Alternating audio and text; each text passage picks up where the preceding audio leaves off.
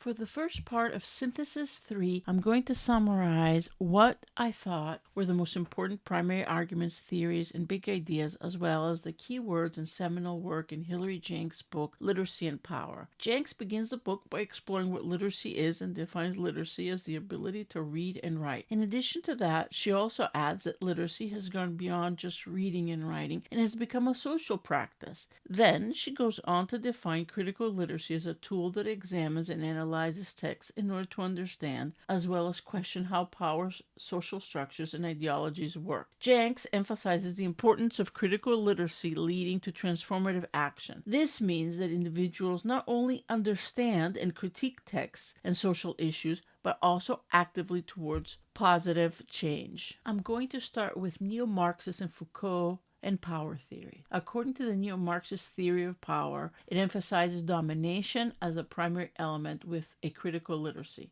According to this point of view, power is exerted by dominant groups of people who control and marginalize other groups of people. As a result, within this neo-Marxist framework, critical literacy surfaces as a way to overcome assumptions or what is considered as an established norm in order to foster social justice. On the other hand, according to Foucault, power challenges traditional notions of power and highlights its dispersed, productive, and discursive nature. This theory highlights how power works in a person's daily activities as well as shaping individuals and societies at several levels. Foucault traces the historical movement from sovereign power over the disciplinary power in which discourses produce truth and technologies of the self, which constitute individuals as embodied social subjects. Next, we're moving on to discourse. Discourse is the way language is used to shape and reflect social practices, power relationships, ideologies, and cultural norms. You learn the discourse by becoming a member of the group. You start as a beginner, watch what's done,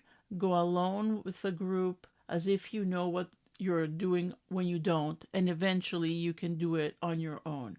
As a result of becoming a part of this new group, we acquire a discourse. We take on the ways of being in a world constituted by it.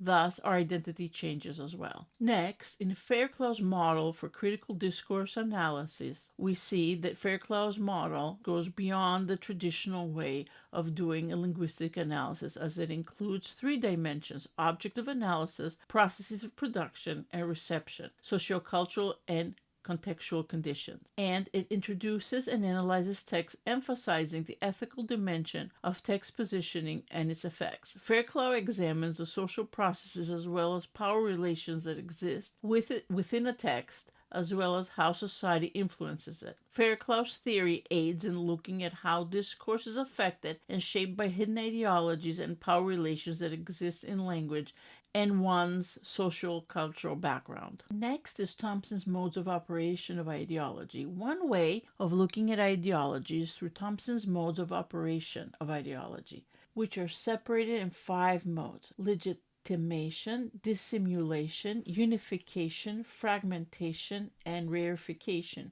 Using these modes can assist in a way we analyze text because they can help to reorganize the linguistic and non-linguistic symbols which are regularly used to obtain particular ideological effects. Legitimation talks about establishing domination and making it seem legitimate. Dissimulation obscures domination using euphemism and displacement. Unification aims to create a collective identity while fragmentation divides people, and rarefication turns a temporary state into an idea or event appear normal. Finally, Thompson's framework helps analyze how ideology works in text, revealing how symbolic forms interact in power relations. This type of analysis allows one to see hidden ideologies in society or a text, supporting the design of critical literacy activities to encourage questioning and challenging constructive representations of power dynamics. Next, I will talk about linguistic capital and linguistic market, which is another 2 theories that were discussed in Jenks' book by Bourdieu. I will start with cultural capital. Cultural capital talks about the cultural knowledge, skills, education that a person possesses. Bourdieu argued the cultural capital plays a vital role in social mobility as well as the reproduction of social class distinctions. This produces a system of social distinction providing linguistic capital to those who have access to the distinctive language. Linguistic market, according to Bourdieu, emphasized the idea that language is not only a way to communicate, but also includes social struggle and symbolic power. It underscores how linguistic practices enhance the reproduction of social hierarchies, as well as the legitimation of certain kinds of cultural capital. The construction of a linguistic market creates conditions for the objective competition in and through which the legitimate competence can function as linguistic capital, producing a profit of distinction on the occasion of each social change.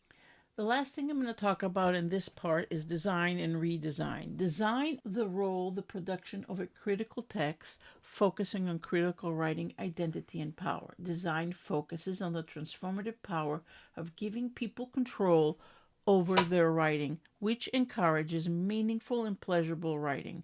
It shows that being able to choose one's own words can impact meanings, emphasizing the continuing cycle of representation, deconstruction, and redesign. This, in turn, connects literacy to human agency and the power to change and socially transform. For the second part of Synthesis 3, I'm going to be doing a text analysis of The Color of the World crayons by Crayola. The Color of the World crayons, created by Crayola, uses language to highlight inclusivity and diversity. The names of the colors for these new crayons range from medium golden to light almond and deep rose. The names were carefully chosen to represent a large range of skin tones. The reason for this was because in the past the company had only one color called flesh tint to represent skin color, and I don't think any human being exists that has a peachy pink skin color, but it normalized what skin color should look like for young children. The language used on the package shows a conscious effort to go beyond the traditional crayon colors Crayola makes. These new crayons are meant to promote a more all-encompassing set of color options for children to use when they are drawing. Visually, the packaging plays a vital role because of the use of diverse imagery, shows individuals with different skin tone colors, which in turn complements the text that is added on the box. This visual component further supports the message of inclusivity and functions as a powerful communication tool. As far as discourse practice goes, here the discourse practice encompasses the decisions made during the conception and creation of the crayons and how they work with the current societal expectations and values. The choice to design and then produce crayons that represent a wide range of skin tones reveals the company's understanding of the increased demand for diversity when it comes to consumer products, even if it is crayons for children. The reason for this is because the Color of the World crayons further shape the discourse created around the crayons, and it is important because it tells children what is normal. Power relations are essential in the discourse that encompasses crayons. As a producer, Crayola controls the power to affect how society perceives skin color because the product is used by school-aged children. The discourse exposes how this power is negotiated as well as challenged by the different stakeholders, which can include consumers, advocacy groups, the teachers, and most importantly, the children that use them. Third, the sociocultural practice. The Color of the World crayons came into existence within a larger social context shaped by the constant conversations that are happening about representation and diversity. The product is Crayola's way of attempting to contribute positively to those discussions by offering a substantial and accessible way for individuals, in particular children, to engage with and celebrate diverse skin tones, i.e., see themselves in the crayons they use when coloring instead of a nondescript peachy pink color. Crayola's crayons are based on the current sociocultural values that are meant to represent diverse skin colors. By creating and producing a wide selection of shades, the product challenges conventional beauty norms, i.e., what is considered normal, and cultivates a more inclusive understanding of what is thought as beautiful and or normal. Social identities are mirrored, influenced, as well as shaped by the crayons. The discourse around this product adds to the creation of a mutual understanding of diversity, challenging stereotypes and supporting a more nuanced perception on an individual as well as collective identities. Finally, Fairclough's three-dimensional analysis demonstrates that Crayola's Color of the World crayons are not just artistic tools used by children, but also vehicles for discourse on diversity and representation. As far as reflecting on the course, I found it to be extremely well designed and a helpful class because I learned a lot about literacy, multiliteracy, and critical literacy. It helped me to better understand how they work together, and it also gave me a solid theoretical basis from which to work on in order to prepare for my comps. Thank you, Professor Ives, for such a great semester.